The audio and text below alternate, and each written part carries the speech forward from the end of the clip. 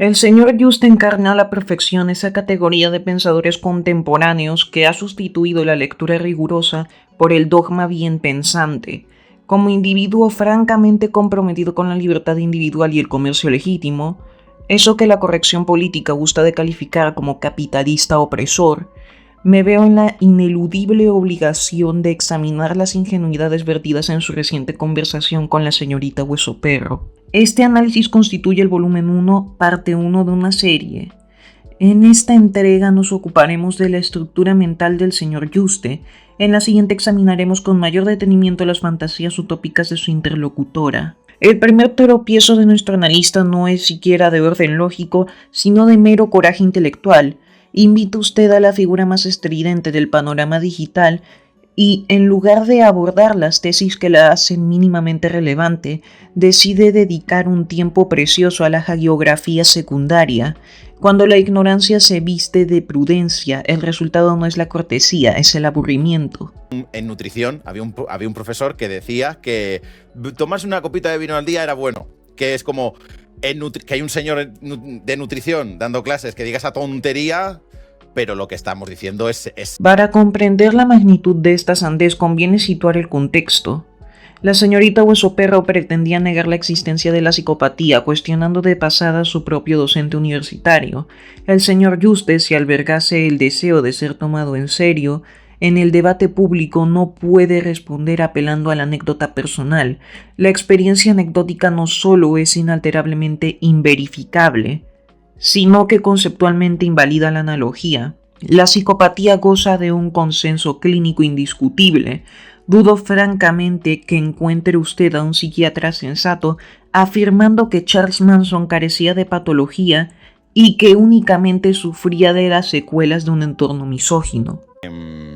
Porque si hay una cosa que ambos tenemos en común, es que tenemos varios vídeos en el canal de un titi, de un tío blanco hetero. Observemos el recurso clásico del dogmático acorralado, achacar al sacado de contexto lo que en realidad es una exhibición desnuda de vacuidad. Señor Juste, no le irrita el montaje ajeno, le irrita el espejo. Un individuo bajo los efectos de un sedante mayor conserva más lucidez analítica que la que usted desplegó durante aquella conversación. Me lo tiene que explicar. Te digo, este es el malo. Pero no sé cuál es. Te digo, o sea, de Lenin y Stalin. Presenciamos aquí el triunfo definitivo de la fe sobre la historia. El interlocutor admite sin rubor su analfabetismo respecto al proceso soviético, pero inmediatamente después, empujado por un automatismo ideológico casi pavloviano, manifiesta su preferencia por la figura de Mao Zedong, artífice de la mayor catástrofe demográfica y liberticida del siglo XX, frente a una administradora autonómica de centro-derecha. No, a lo mejor tampoco conoces nada de Mao. O Mao yo elijo Mao Zedong. Bueno. Esta preferencia no es una postura política, es una patología del juicio, es la manifestación de quien disculpa el exterminio masivo si viene envuelto en retórica colectivista, antes de tolerar el ejercicio de la propiedad privada. Insertar. Y cuando dices algo, cuando se te ocurre hablar de reinserción, te sacan el clásico argumento de ¿y si hubieran violado a tu hermana? Señor Juste, apelar a la empatía del interlocutor es un ejercicio dialéctico elemental, no una falacia.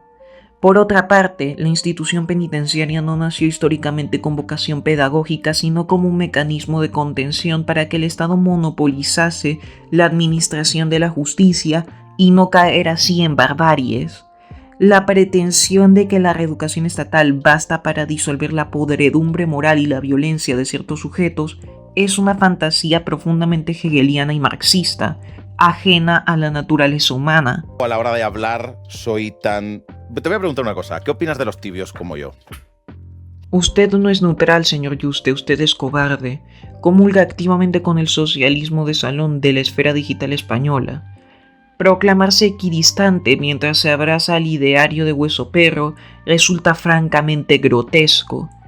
Por no hablar de la ironía que supone pontificar contra el capital, mientras luce usted sin pudor el patrocinio de ProtonVPN en sus emisiones. El dinero del mercado le sienta bien aunque reniegue de su origen. Hay un montón de gente que piensa que ocupación es me he ido a darme una vuelta a comprar pan y me han ocupado la casa y han puesto, mientras estaba fuera, han llamado por teléfono a Telefónica, han cambiado el nombre del contrato y han cambiado las llaves y encima han puesto el nombre del buzón y han dicho jaja, jódete. O sea, es que hay mucha gente que piensa todavía así. Trazar una línea recta entre la psicopatía y el delito contra la propiedad es una argucia intelectualmente tramposa, y pretender solucionar la vivienda mediante la redistribución forzosa y la construcción estatal es ignorar la evidencia empírica. Observe usted lo ocurrido con el Mietendeckel en Berlín entre 2020 y 2021. La fijación de topes en el alquiler destruyó la oferta y estranguló el mercado. Cuando en 2021 la expropiación masiva se intentó, el proyecto se topó con la realidad económica. El propio Estado era incapaz de asumir las indemnizaciones legales pertinentes. Pretender que el control de precios no destruye la riqueza ni la recaudación es ignorar lo que la humanidad aprendió ya en tiempos del Imperio Romano. ¿Por qué crees que en general en Twitch, en YouTube, hay muy pocos espacios de izquierdas, pocas voces? Ahora están saliendo un poco más. Nos hallamos ante una de las mayores distorsiones de la realidad planteadas por este caballero. El creador de contenido político más influyente de Twitch a nivel global es Hassan Piker, un individuo a quien la plataforma le ha disculpado incluso declaraciones donde justificaba ataques terroristas contra su propio país. Decir que la izquierda carece de voz en la plataforma es sencillamente una falsedad contradictoria con los datos. Un momento en el que hablo con la gente y como que aparece uno y dice, no, es que la ley de la oferta y la demanda. Me gustaría explicarle, o sea, o cuando hablamos del tema de la vivienda, quitar impuestos para bajar el precio de algo, como hemos podido ver aquí, no sirve. Y lo digo mínimo. Resulta fascinante que afirme comprender el funcionamiento de la oferta y la demanda mientras desconoce la diferencia entre Lenin y Stalin. Seamos sinceros, usted no analiza la economía, la padece ideológicamente. Las naciones con mayor bienestar y movilidad social del planeta, como Singapur, con tipos impositivos mínimos, Suiza con un mercado libre y tenencia responsable de armas, o los propios Estados Unidos, demuestran que la prosperidad no nace de la regulación estatal. En el marco americano, incluso, las capas más desfavorecidas disfrutan niveles de consumo que para el socialismo real serían utópicos. Cuando comentas estas cosas, lo que la gente entiende es: Hueso Perro ha dicho que va a entrar en casa de una abuelita y la va a echar de su casa y se la va a quedar y se va a mear en las... Y se va a mear en las fotos de su abuela. Negar la incitación cuando existe un tutorial explícito requiere un cinismo formidable. Por lo tanto, señoras y señores, ante todos ustedes vamos a aprender cómo se ocuparía una casa en condiciones seguras, entre comillas. Afirmar además que el propietario se lo merece por especular plantea una duda fundamental: ¿bajo qué criterio se juzga la especulación? La vivienda ha sido históricamente un bien de cambio e inversión legítimo.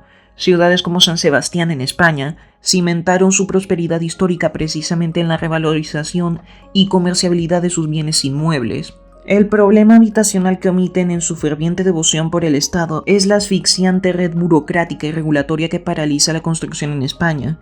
En Estados Unidos la accesibilidad al suelo es infinitamente mayor y los problemas graves de vivienda se concentran casualmente en las metrópolis como Nueva York o Los Ángeles, gobernadas de manera casi ininterrumpida por la administración demócrata. El vídeo en el que comentaba Zoran Mandani que había congelado el alquiler y que comentaba eso, comentaba que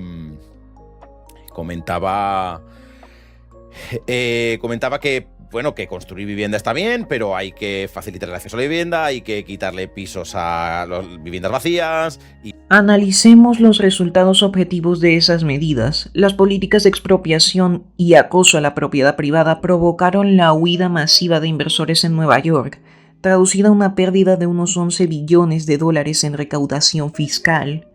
El criterio de expropiación basado en la negligencia del propietario fue la consecuencia directa de las regulaciones de 2019 en Nueva York. Con estas regulaciones se congelaron las rentas e impidieron a los arrendadores costear el mantenimiento de los inmuebles, subir el alquiler de forma temporal para mantener la calidad de un edificio donde conviven decenas de familias. No es un acto de codicia, es una necesidad contable elemental.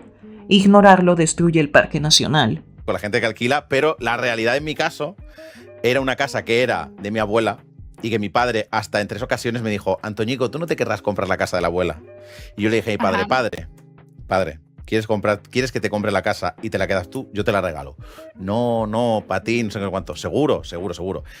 Yo en ese Aquí chocamos frontalmente con la incoherencia moral del personaje. Presentarse como voz de la clase obrera siendo empresario y propietario inmobiliario resulta grotesco.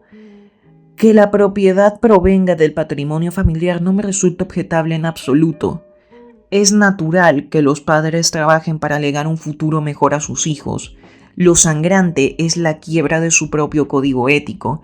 El señor Yuste justifica la ocupación bajo el pretexto de que afecta únicamente a los bancos. Sin embargo, los datos del propio Banco de España señalan que apenas el 8% del parque de la vivienda pertenece a entidades financieras. Ergo, si se valida la usurpación, existe un 92% de probabilidades de que el damnificado sea un pequeño ahorrador o un propietario como usted. Tú Yeah.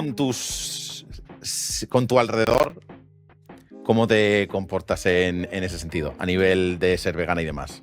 Aunque el vegetalismo ético sea una bandera enarbolada principalmente por su interlocutora, resulta llamativo ver a la izquierda colectivista apropiarse de este debate. El surgimiento y desarrollo de alternativas nutricionales complejas como el veganismo solo ha sido posible en sociedades capitalistas con una abundancia económica tal que permite elegir prescindir de recursos básicos. Ni la Venezuela chavista, ni la Cuba castrista, ni la Unión Soviética destacaron jamás por ofrecer un menú vegano a sus ciudadanos. El resto de la conversación transcurre entre banalidades sobre el sabor del tofu, digresiones personales y lecturas pretenciosas de clips sobre los Simpson, lo cual solo revela la vacuidad de su pensamiento, que confía más en la consigna que en el estudio de la historia y la ciencia económica. En la próxima entrega nos adentraremos sin concesiones en el pensamiento de la señorita Hueso Perro. Hasta entonces, solo les recomiendo que me sigan en mis redes sociales, las cuales tienen en pantalla, mis canales secundarios, y que usen mi código de Instant Gaming para ahorrarse así un par de perras en videojuegos. Y sin más que decir, yo fui Jake, y hasta la próxima.